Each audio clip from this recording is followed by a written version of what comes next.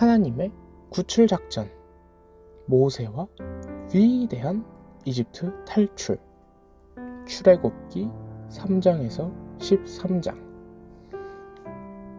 요셉과 그의 형들은 늙어서 죽었지만 그들의 자손은 계속 이집트에 살면서 아주 큰 가족이 되었어요.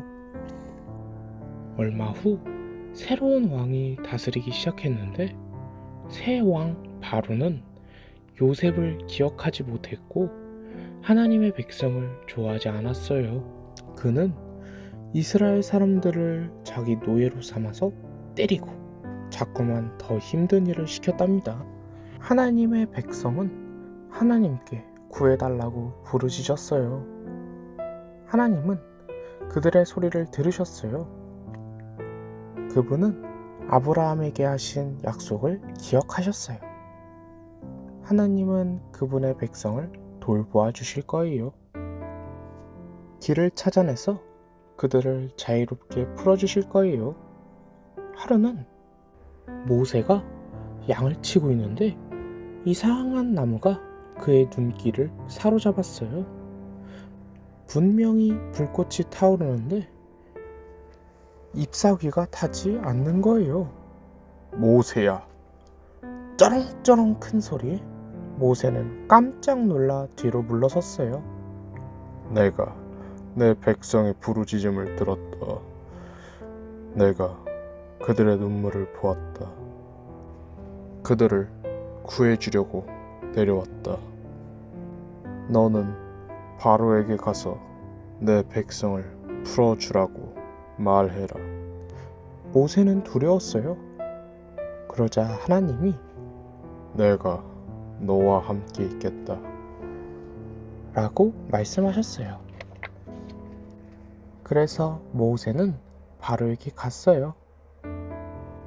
바로야, 모세가 입을 뗐어요. 하나님이 말씀하시길. 하나님? 처음 듣는 소리군. 바로가 말했어요. 모세는 계속 얘기했어요. 하나님이 말씀하시길 그분의 백성을 풀어주려 하셨소. 그러자 바로는 한마디로 거절했죠. 싫다. 그렇게는 못해. 바로는 백성을 풀어주려고 하지 않았어요. 그러자 하나님은 바로에게 10가지 재앙이라는 경고를 주셨어요. 우선 하나님은 나일강을 피로 변하게 하셨어요. 아무도 물을 마실 수 없었지요. 그래도 바로는 그들을 보내려고 하지 않았답니다. 하나님은 온 사방에 개구리떼가 펄짝펄짝 뛰어다니게 하셨어요. 침대에도 개구리, 머리에도 개구리, 국에도 개구리, 어디에나 개구리 천지였어요. 그제야 바로가 소리쳤어요. 개구리 떼를 내보내라. 그러면 너희 백성은 보내주겠다. 그러자 하나님은 개구리 떼를 없애주셨어요. 그런데 바로의 마음이 변했어요. 너희는 못 가. 하나님이 이번에는 수없이 많은 이를 보내셨어요. 그래도 바로는 안 돼! 라며 고집부렸어요. 그래서 다시 하나님은 파리떼를 보내셨죠. 눈앞에서 파리들이 윙윙 거렸어요. 그 다음에는 병, 지독한 종기, 커다란 우박, 메뚜기떼가 차례대로 닥쳤어요. 한낮에 어둠도 있었지요. 어찌나 캄캄하던지 세상에 자연 만물이 다시 어둠 속으로 떨어지는 것만 같았답니다. 아무것도 없는 텅 빈 공간 속으로 말이에요. 어려움이 닥칠 때마다 바로는 이것만 그치게 해주면 백성을 보내주겠다! 라고 했어요. 하지만 정작 하나님이 멈추어 주시면 마음이 변해서 으름장을 늘어놓았죠. 사실은 안 돼. 너희는 못 가. 마침내 모세는 이렇게 경고했어요. 하나님께 순종하시오. 그렇지 않으면 그분께서 최악의 상황을 겪게 하실 것이오. 바로는 껄껄 웃어 넘겼어요. 마침내 하나님이 말씀하셨답니다. 이집트의 집마다 마다들이 죽을 것이다. 하지만 내 백성은 안전할 것이다.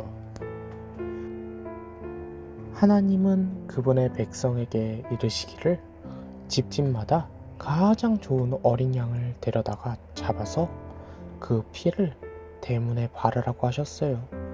모세가 설명했어요. 하나님이 너희 집을 지나실 때 그 피를 보실 것이다. 그리고 너희 대신 어린 양이 죽었다는 점을 아실 것이다. 그날 밤 하나님이 말씀하신 그대로가 되었어요. 갑자기 왕궁 복도에 간담을 서늘케 하는 비명소리가 들렸어요. 바로의 맏아들이 죽었던 거예요. 그제서야 바로는 하나님의 말씀대로 했어요. 나가라. 어서 가버려. 바로는 울부짖듯 외쳤어요. 바로 그날 밤 하나님의 백성과 모세는 이집트에서 그리고 노예 상태에서 벗어난답니다. 드디어 자유의 몸이 된 거예요. 하나님의 백성은 이 큰 구원을 기억하며 그날을 유월절이라고 불렀어요.